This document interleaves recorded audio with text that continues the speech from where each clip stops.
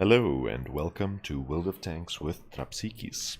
We're watching one of my clanmates again today, WoolyWings, playing the AMX CDC.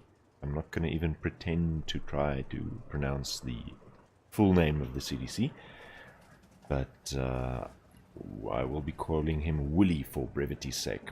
And you can immediately see he made a comment about there being no RT in this game. Now, a lot of people feel that RT should be removed, blah blah blah blah. Honestly, I disagree because it makes the game more complex, more fun, more rewarding. But if you feel RT should be removed, by all means leave your comments. I'm sure you've got a valid opinion. Right, so Willy plays quite aggressively, moving up to the little ridgeline in the valley here to spot the enemies as they approach. And puts a very nice shot into the AMX 1375. Which would probably give halt to the enemies trying to follow him into the valley. Unfortunately, second shot misses, and he spots his second and third targets. So this is a section that I'm going to speed up a little bit. Quite a lot of moving up and down the hillside, trying to hit something, missing most of his shots, hitting a shot here and there. And he does it well. However, the CDC does have quite a long loading time and a very big bloom, or traverse values, or dispersion values. So while the accuracy is quite alright when fully aimed in, if you try to shoot snapshots with the CDC, be prepared to miss most of your shots, simply because the bloom is very big. And when I got my CDC, I was also disappointed to learn that the ground resistances are very, very high, which means that even though you've got a phenomenal power to weight ratio, a good engine and poor armor, your acceleration is not great. Right, so pushing over a little bit prematurely, you could say, because only one enemy had been killed at the time, but the WZ provides some armor and gives Wooly the opportunity to push in. Now this Mutz on a very low hit points, and Wooly takes him out appropriately. Right, so this M10 obviously having a much lower alpha, it's a good idea to trade shot for shot, but it's not a good idea to just stand and let him shoot at you. So Wooly repairs his tracks and allows his team to do sufficient damage to the Panther M10. Now you'll see, I'm just going to pause there for a second, the teams are tied 6 versus 6. However, if you look at the map, about 2/3 of the map is dominated by the enemies. So this is typically cause for alarm. Even though you've got 9 tanks on your team and there's 9 enemy tanks, because they control such a large area of the map, they have the opportunity to provide blind fire to your tanks. If they've got a good light tank or two, or even other tanks playing as scouts, not necessarily light tanks, and then their TDs and heavy tanks will have the opportunity to snipe at you from long distances without being spotted, whereas if you're in a small bundle of tanks, chances are you'll all get spotted simultaneously and you won't have that opportunity. So even though tied 9 versus 9 tanks, Wooly's team is in big trouble here. Right, I'm going to speed up here because he moves back. You'll see we've got 2 friendlies on cap there, but at least 3 tanks are in a position of shooting at them, and 2 of them are eliminated. So we're not long ago we were on 6 versus 6 kills, now we're on 6 versus 8, which changes the landscape quite a bit. And Wooly decides to rather come back to the enemy base to see if he can do something here with the tanks that will be falling back after they eliminated some of Wooly's friendlies. Now you'll notice, immediately after shooting his AP shell, he switches to HE. That's because the Scorpion G has very bad armor, and even a splash should kill him.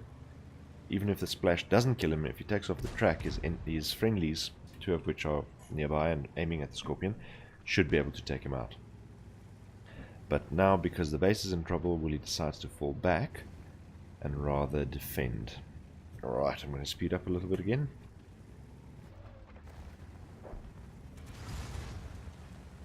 Now, I'd like to compliment Willy on his use of ammunition here. He switches to HE and AP and APCR quite well, according to which targets he's shooting at or which targets he's likely to meet next.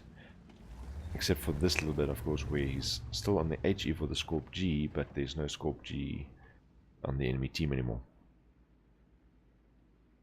Right, I'm just speeding up a little bit. He's waiting for the enemies to come into his base, and this is a very good play here by him and by his team. Often you'll see that when you're about 3 kills behind, friendlies will either all charge into the enemy cap or all charge back to their own cap. But if you display patience, you'll often allow your enemies the opportunity to make a mistake, like the T-25-2 just did, and punish them appropriately. So be careful, be vigilant, be patient, and often you can turn a game around that looked like you were losing. Unfortunately, the Object 416 manages to put one into the turret there, and as mentioned, WoolyWings switches to APCR to go to the front of the Oni. The Oni's frontal armor about 200 mil, but at this distance and angled a little bit, the 212mm of standard penetration on the CDC will probably not be enough. Right, the 416 reduced to a one-shot, which will probably give him pause, and unfortunately, Wooly does a good job to shoot through the little fences there, but unfortunately not penetrating.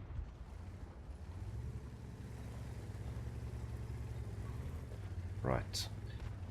Wooly displays very good map awareness there, seeing the 3 or 4 enemies are pushing up behind them through the valley, and he turns around to deal with them. I believe this is the first time that he uses auto-aim in the game, and if I recall correctly, you'll see it once more.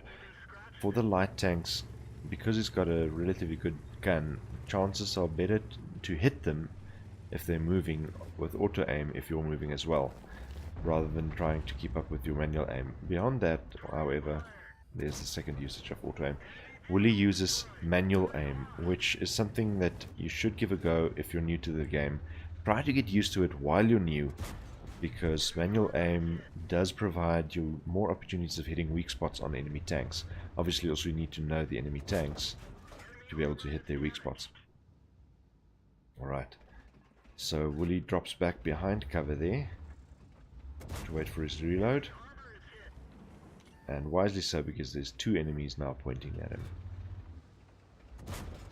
That one a little bit lucky to go in, and the friendly Steyr-Waffenträger eliminates the Oni. Now it's again 3 versus 3. However, the Object 416 is on very low health, and again they're using manual aim. WoolyWings is able to eliminate him properly. However, the T-28 is on very low health, and with 2 tanks shooting at him. Now you'll see Wooly was aiming at the 110 and changes his aim to the T-25-2 because he's on very low hit points and one shot could eliminate him. However, unfortunately, the 110 takes a shot and Wooly wastes the shot. Now the front of the 110 being one of those peak-nosed or beak-nosed tanks, a bit difficult to go through, but fortunately he over-angles a little bit and Wooly is able to go through his side. And this last APCR round goes home, eliminating the last enemy on only 5 hit points. WoolyWings, very well done. This is a pleasure to watch. And let's have a look at the post-game stats. Not surprisingly, an ace tanker there, Hand of God, Bruiser, Duelist, Fighter, Fire for Effect, Confederate and High Caliber. If you look at the team details, the amount of damage there is staggering. 5,500 damage in a tier 8 game. That is very, very impressive. I believe there was 5 tier 8 and 10 tier 7 tanks, but still very impressive to be able to do that amount of damage with a gun that does take quite a bit of time to aim in, and he wasn't really sniping, he was actually brawling mostly. So doing that kind of damage with this gun is very impressive, with a base XP there of 1,725. And on the personal details, you'll see he was using both a premium account and personal reserves, but the income of 200,000 credits there is wonderful. Congratulations, very well done, WoolyWings, and thank you for watching.